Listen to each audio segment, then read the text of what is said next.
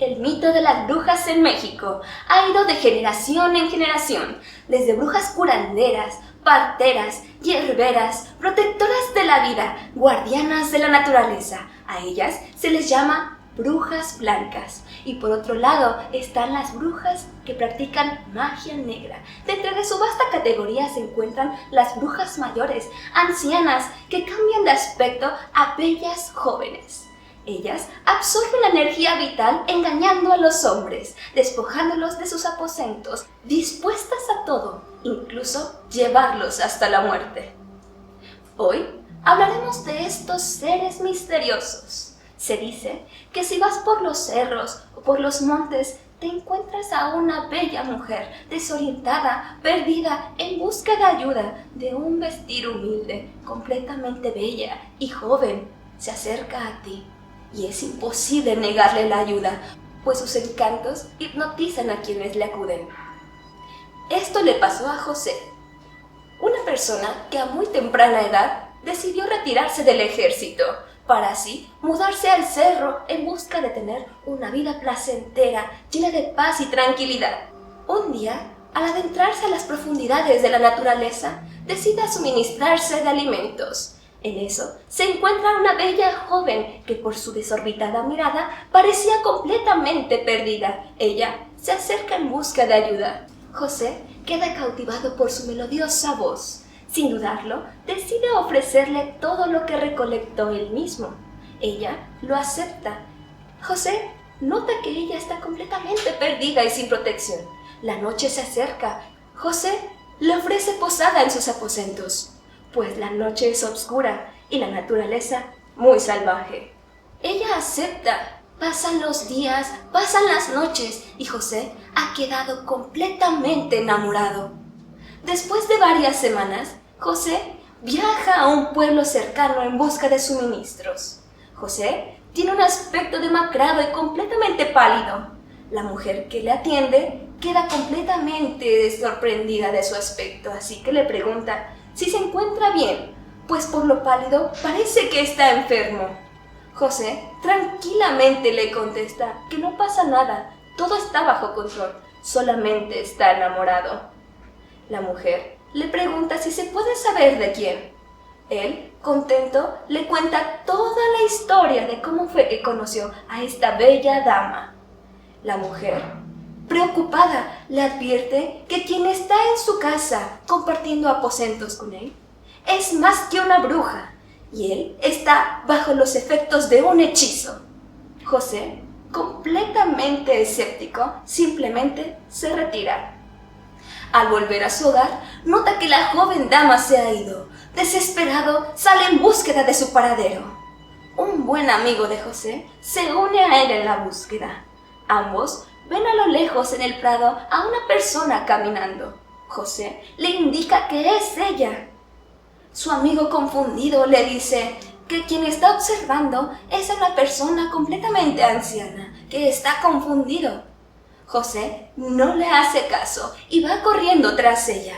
Al voltearla, José queda completamente helado, pues a quien tiene de frente se da cuenta que es una mujer de muy avanzada edad, de mirar sombrío y de un aspecto completamente espeluznante. Y es así como José decide no volver a su hogar y retirarse de aquel cerro. Esta es una de las historias de las profundidades de México.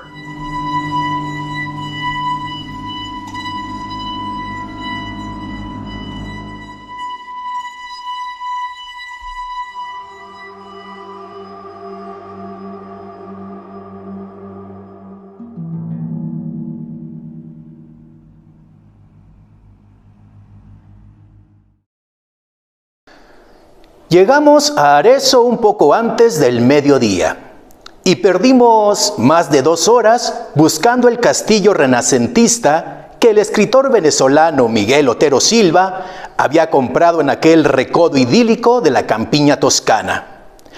Era un domingo de principios de agosto, ardiente y bullicioso, y no era fácil encontrar a alguien que supiera algo en aquellas calles abarrotadas de turistas.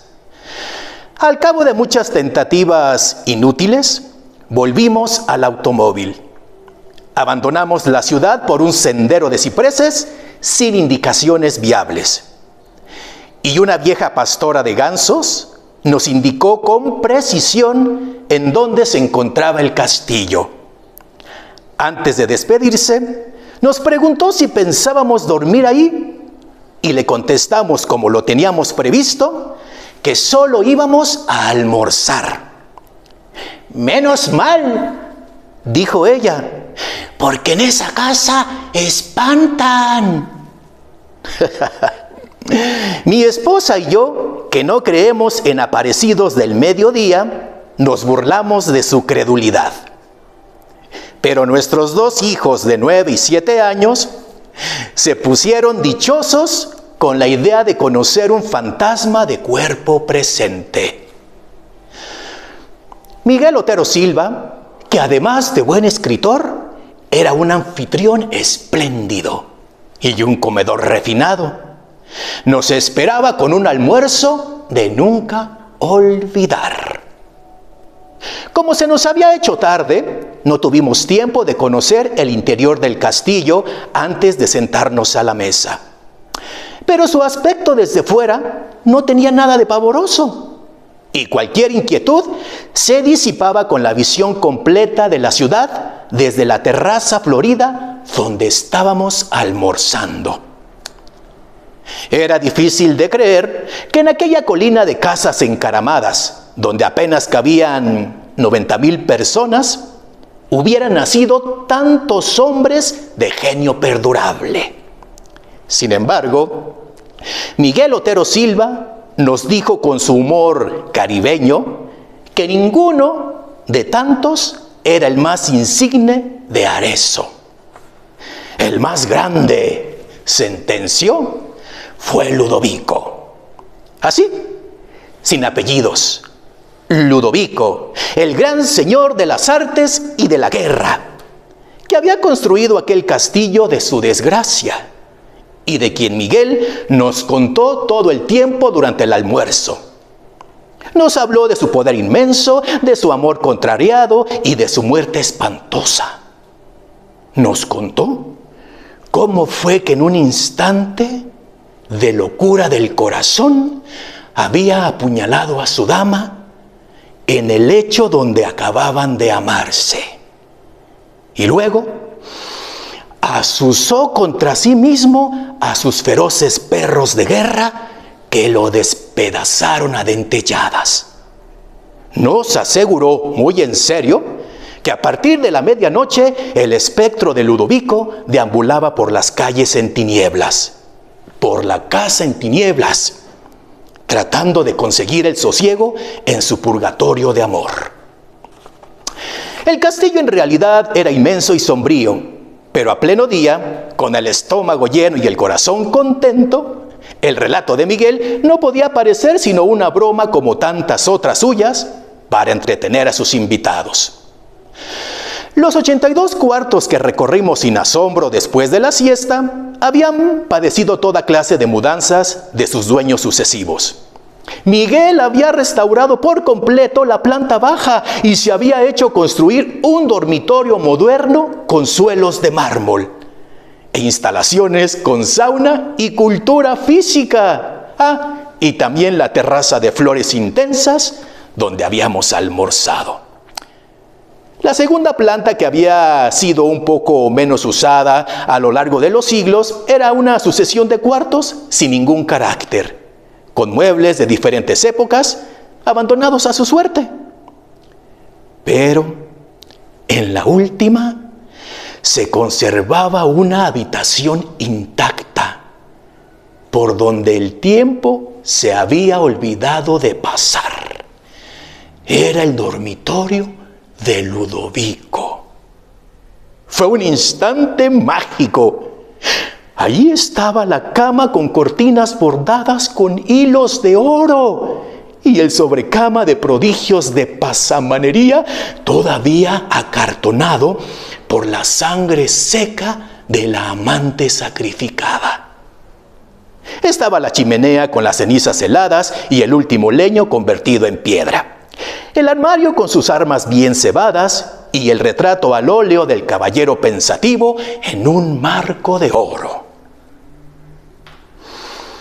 Sin embargo, lo que más me impresionó fue el olor a fresas recientes que permanecía estancado sin explicación posible en el ámbito del dormitorio. Los días del verano son largos y parsimoniosos en la Toscana, y el horizonte se mantiene hasta las 9 de la noche. Cuando terminamos de conocer el castillo, eran más o menos las 5, pero Miguel insistió en llevarnos a ver los frescos de Piero della Francesca en la iglesia de San Francisco. Luego nos tomamos un café bien conversado bajo las pérgolas de la plaza, y cuando regresamos para recoger las maletas, encontramos la cena servida. De modo que nos quedamos a cenar. Mientras lo hacíamos, bajo un cielo malva con una sola estrella, los niños prendieron una antorcha en la cocina y se fueron a explorar las tinieblas en los pisos altos. Desde la mesa oíamos sus galopes de caballos herreros por las escaleras, los lamentos de las puertas, los gritos felices llamando a Ludovico en los cuartos tenebrosos. Fue a ellos a quienes se les ocurrió la idea de quedarnos a dormir. Miguel Otero Silva los apoyó encantado, y nosotros no tuvimos el valor civil de decirles que no. Al contrario de lo que yo temía, dormimos muy bien, mi esposa y yo en un dormitorio de la planta baja y mis hijos en el cuarto contiguo. Ambos habían sido modernizados y no tenían nada de tenebrosos. Mientras trataba de conseguir el sueño, conté los 12 toques insomnes del reloj de péndulo de la sala y me acordé de la advertencia pavorosa de la pastora de gansos. Pero estábamos tan cansados que nos dormimos muy pronto, un sueño denso y continuo. Y desperté después de las 7 con un sol espléndido entre las enredaderas de la ventana. A mi lado, mi esposa navegaba en el mar apacible de los inocentes. ¡Qué tontería!, dije. Que alguien siga creyendo en fantasmas por estos tiempos. Solo entonces me estremeció el olor de fresas recién cortadas. Y vi la chimenea con las cenizas frías y el último leño convertido en piedra. Y el retrato del caballero triste que nos miraba desde 3 siglos antes en el marco de oro. Pues no estábamos en la alcoba de la planta baja donde nos habíamos acostado la noche anterior, sino en el dormitorio de Ludovico, bajo la cornisa y las cortinas polvorientas y las sábanas empapadas de sangre, todavía caliente, de su cama maldita.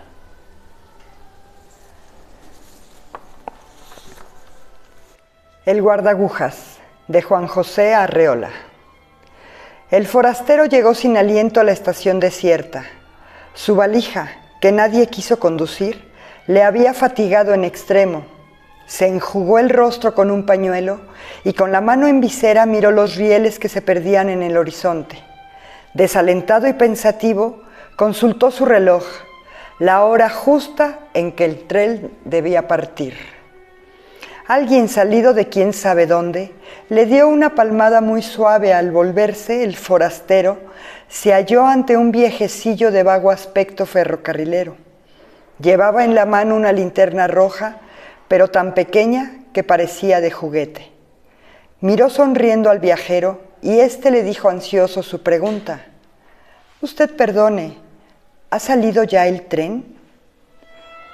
Le contesta el viejecillo que si lleva poco tiempo usted en este país.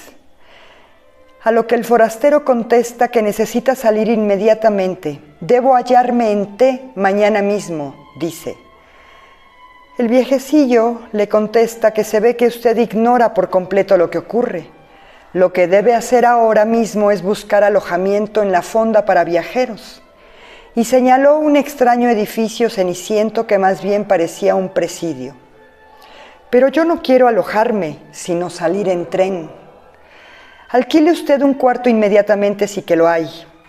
En caso de que pueda conseguirlo, contrátelo por mes.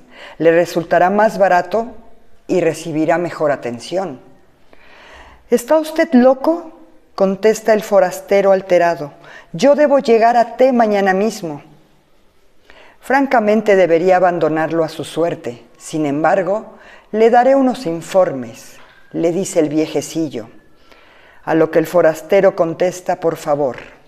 Mire, en este país es famoso por sus ferrocarriles, como usted sabe, y hasta ahora no ha sido posible organizarlos debidamente, pero se han hecho ya grandes casas en lo que se refiere a la publicación de itinerarios y a la expedición de boletos. Las guías ferroviarias comprenden y enlazan todas las poblaciones de la nación.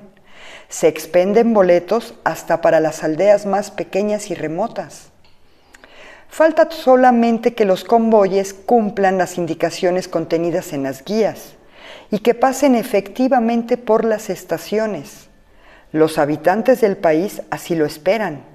Mientras tanto aceptan las irregularidades del servicio y su patriotismo les impide cualquier manifestación de desagrado.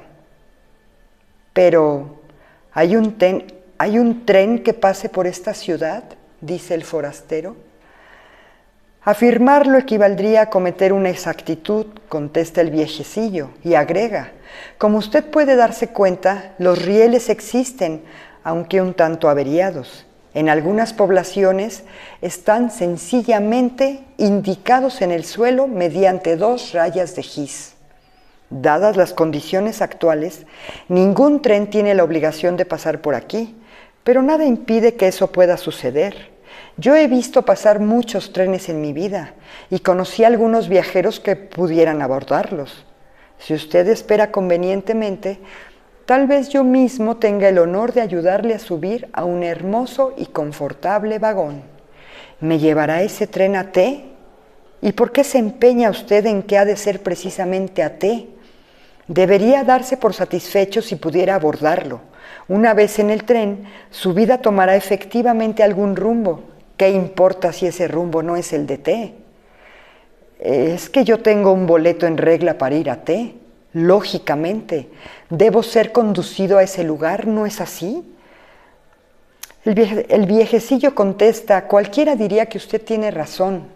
En la ronda para viajeros podrá usted hablar con personas que han tomado sus precauciones, adquiriendo grandes cantidades de boletos.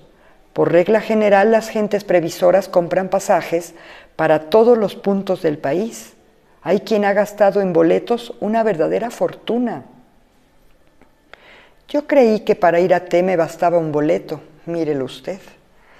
El próximo tramo de los ferrocarriles nacionales va a ser construido con el dinero de una sola persona que acaba de gastar su inmenso capital en pasajes de ida y vuelta para un trayecto ferroviario cuyos planos, que incluyen extensos túneles y puentes, ni siquiera han sido aprobados por los ingenieros de la empresa. ¿Pero el tren que pasa por T ya se encuentra en servicio? Y no solo ese, en realidad hay muchísimos trenes en la nación y los viajeros pueden utilizarlos con relativa frecuencia, pero tomando en cuenta que no se trata de un servicio formal y definitivo, en otras palabras, al subir a un tren, nadie espera ser conducido al sitio que desea. ¿Cómo es eso?, pregunta el forastero. En su afán de servir a los ciudadanos, la empresa se ve en el caso de tomar medidas desesperadas. Hace circular trenes por lugares intransitables. Esos convoyes expedicionarios emplean a veces varios años en su trayecto y la vida de los viajeros sufre algunas transformaciones importantes. Los fallecimientos no son raros en tales casos, pero la empresa, que todo lo ha previsto, añade a esos trenes un vagón capilla ardiente y un vagón cementerio. Es razón de orgullo para los conductores depositar el cadáver de un viajero lujosamente embalsamado en los andenes de la estación que prescribe su boleto. En ocasiones, estos trenes forzados recorren trayectos en que falta uno de los rieles. Todo un lado de los vagones se estremece lamentablemente con los golpes que dan las ruedas sobre los durmientes. Los viajeros de primera es otra de las previsiones de la empresa. Se colocan del lado en que hay riel. Los de segunda padecen los golpes con resignación. Pero hay otros tramos en que faltan ambos rieles. Allí los viajeros sufren por igual, hasta que el tren queda totalmente destruido. ¡Santo Dios!, exclama el forastero. Mire usted, la aldea de F surgió a causa de uno de esos accidentes. El tren fue a dar en un terreno impracticable. Lijadas por la arena, las ruedas se gastaron hasta los ejes. Los viajeros pasaron tanto tiempo juntos que de las obligadas conversaciones triviales surgieron amistades estrechas. Algunas de esas amistades se transformaron pronto en idilios y el resultado ha sido F, una aldea progresista llena de niños traviesos que juegan con los vestigios enmohecidos del tren. «Dios mío, yo no estoy hecho para tales aventuras», exclama el forastero una vez más. «Necesita usted ir templando su ánimo. Tal vez llegue usted a convertirse en un héroe. No crea que faltan ocasiones para que los viajeros demuestren su valor y sus capacidades de sacrificio. En una ocasión, 200 pasajeros anónimos escribieron una de las páginas más gloriosas en nuestros anales ferroviarios. Sucede que en un viaje de prueba, el maquinista advirtió a tiempo una grave omisión de los constructores de la línea. En la ruta faltaba un puente que debía salvar un abismo. Pues bien, el maquinista, en vez de poner marcha hacia atrás, arengó a los pasajeros y obtuvo de ellos el esfuerzo necesario para seguir adelante. Bajo su enérgica dirección, el tren fue desarmado pieza por pieza y conducido en hombros al otro lado del abismo, que todavía reservaba la sorpresa de contener en su fondo un río caudaloso. El resultado de la hazaña fue tan satisfactorio que la empresa renunció definitivamente a la construcción del puente, conformándose con hacer un atractivo descuento en las tarifas de los pasajeros que se atrevan a afrontar esa molestia suplementaria. «Pero yo debo llegar a T mañana mismo», exclama el forastero otra vez. «Muy bien, me gusta que no abandone usted su proyecto. Se ve que es usted un hombre de convicciones. Alójese por de pronto en la fonda y tome el primer tren que pase. Trate de hacerlo cuando menos 1000 personas estarán para impedírselo. Al llegar un convoy, los viajeros, exasperados por una espera demasiado larga, salen de la fonda en tumulto para invadir ruidosamente la estación. Frecuentemente provocan accidentes con su increíble falta de cortesía y de prudencia. En vez de subir ordenadamente, se dedican a aplastarse unos a otros. Por lo menos se impiden mutuamente el abordaje y el tren se va dejándolos amotinados en los andenes de la estación. Los viajeros, agotados y furiosos, maldicen su falta de educación y pasan mucho tiempo insultándose y dándose de golpes. ¿Y la policía no interviene?, pregunta el forastero. Se ha intentado organizar un cuerpo de policía en cada estación, pero la imprevisible llegada de los trenes hacía tal servicio inútil y sumamente costoso. Además, los miembros de ese cuerpo demostraron muy pronto su venalidad, dedicándose a proteger la salida exclusiva de pasajeros adinerados, que les daban a cambio de ese servicio todo lo que llevaban encima.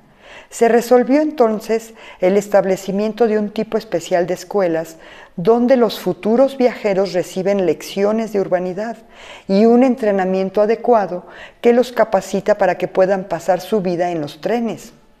Allí se les enseña la manera correcta de abordar un convoy, aunque esté en movimiento y a gran velocidad. También se les proporciona una especie de armadura para evitar que los demás pasajeros les rompan las costillas. Pero una vez en el tren, ¿está uno a cubierto de nuevas dificultades? Relativamente, solo le recomiendo que se fije muy bien en las estaciones, Podría darse el caso de que usted creyera haber llegado a T y solo fuese una ilusión. Para regular la vida a bordo de los vagones demasiado repletos, la empresa se ve obligada a echar mano de ciertos expedientes. Hay estaciones que son pura apariencia, han sido construidas en plena selva y llevan el nombre de alguna ciudad importante. Pero basta poner un poco de atención para descubrir el engaño. Son como las decoraciones del teatro, y las personas que figuren en ellas están rellenas de aserrín. Esos muñecos revelan fácilmente los estragos de la intemperie, pero son a veces una perfecta imagen de la realidad. Llevan en el rostro las señales de un cansancio infinito. Por fortuna T no se halla muy lejos de aquí, pero carecemos por el momento de trenes directos. Sin embargo, bien podría darse el caso de que usted llegara a T mañana mismo, tal como desea. La organización de los ferrocarriles, aunque deficiente, no excluye la posibilidad de un viaje sin escalas. Vea usted, hay personas que ni siquiera se han dado cuenta de lo que pasa. Compran un boleto para ir a T, pasa un tren, suben y al día siguiente oyen que el conductor anuncia: «Hemos llegado a T». Sin tomar precaución alguna, los viajeros descienden y se hallan efectivamente en T. ¿Podría yo hacer alguna cosa para facilitar ese resultado? Claro que usted puede. Lo que no se sabe es si le servirá de algo. Inténtelo de todas maneras. Suba usted al tren con la idea fija de que va a llegar a T. No converse con ninguno de los pasajeros. Podrían desilusionarlo con sus historias de viaje. Hasta se daría el caso de que lo denunciaran. ¿Qué está usted diciendo? En virtud del estado actual de las cosas, los trenes viajan llenos de espías. Estos espías voluntarios, en su mayor parte, dedican su vida a fomentar el espíritu constructivo de la empresa. A veces uno no sabe lo que dice y habla solo por hablar, pero ellos se dan cuenta enseguida de todos los sentidos que puede tener una frase, por sencilla que sea. Del comentario más inocente saben sacar una opinión culpable. Si usted llegara a cometer la menor imprudencia, sería aprehendido sin más. Pasaría el resto de su vida en un vagón cárcel, en caso de que no le obligaran a descender en una falsa estación perdida en la selva. Viaje usted lleno de fe, consuma la menor cantidad posible de alimentos y no ponga los pies en el andén antes de que vea en T alguna cara conocida. Pero yo no conozco en T a ninguna persona. En ese caso, redoble usted sus precauciones. Tendrá, se lo aseguro, muchas tentaciones en el camino. Si mira usted por las ventanillas, está expuesto a caer en la trampa de un espejismo. Las ventanillas están provistas de ingeniosos dispositivos que crean toda clase de ilusiones en el ánimo de los pasajeros. No hace falta ser débil para caer en ellas. Ciertos apartados operados desde la locomotora hacen creer por el ruido y los movimientos que el tren está en marcha. Sin embargo, el tren permanece detenido semanas enteras, mientras los viajeros ven pasar cautivadores paisajes a través de los cristales. ¿Y eso qué objeto tiene? Todo esto lo hace la empresa con el sano propósito de disminuir la ansiedad de los viajeros y de anular en todo lo posible las sensaciones de traslado. Se aspira a que un día se entreguen plenamente al azar, en manos de una empresa omnipotente y que ya no les importe saber a dónde van ni de dónde vienen. ¿Y usted ha viajado mucho en los trenes? ¿Yo, señor? Solo soy guardagujas. A decir verdad, soy un guardagujas jubilado y solo aparezco aquí de vez en cuando para recordar los buenos tiempos. No he viajado nunca ni tengo ganas de hacerlo, pero los viajeros me cuentan historias. Sé que los trenes han creado muchas poblaciones, además de la aldea de F, cuyo origen le he referido. Ocurre a veces que los tripulantes de un tren reciben órdenes misteriosas, invitan a los pasajeros a que desciendan de los vagones, generalmente con el pretexto de que admiren las bellezas de un determinado lugar. Se les habla de grutas, de cataratas o de ruinas célebres. 15 minutos para que admiren ustedes la gruta tal o cual. dice amablemente el conductor. Una vez que los viajeros se hallan a cierta distancia, el tren escapa a todo vapor y los viajeros vagan desconcertados de un sitio a otro durante algún tiempo, pero acaban por congregarse y se establecen en colonia. Estas paradas intempestivas se hacen en lugares adecuados, muy lejos de toda civilización y con riquezas naturales suficientes. Allí se abandonan lotes selectos de gente joven y sobre todo con mujeres abundantes. ¿No le gustaría a usted acabar sus días en un pintoresco lugar desconocido en compañía de una muchachita? El viejecillo hizo un guiño y se quedó mirando al viajero con picardía, sonriente y lleno de bondad. En ese momento se oyó un silbido lejano. El guardagujas dio un brinco, lleno de inquietud, y se puso a hacer señales ridículas y desordenadas con su linterna. ¿Es el tren?, preguntó el forastero. El anciano echó a correr por la vía. Desaforadamente, cuando estuvo a cierta distancia, se volvió para gritar: «¡Tiene usted suerte! Mañana llegará a su famosa estación. ¿Cómo dice usted que se llama?» «X», contestó el viajero. En ese momento el viejecillo se disolvió en la clara mañana, pero el punto rojo de la linterna siguió corriendo y saltando entre los rieles, imprudentemente, al encuentro del tren. Al fondo del paisaje, la locomotora se acercaba como un ruidoso advenimiento. Confabulario.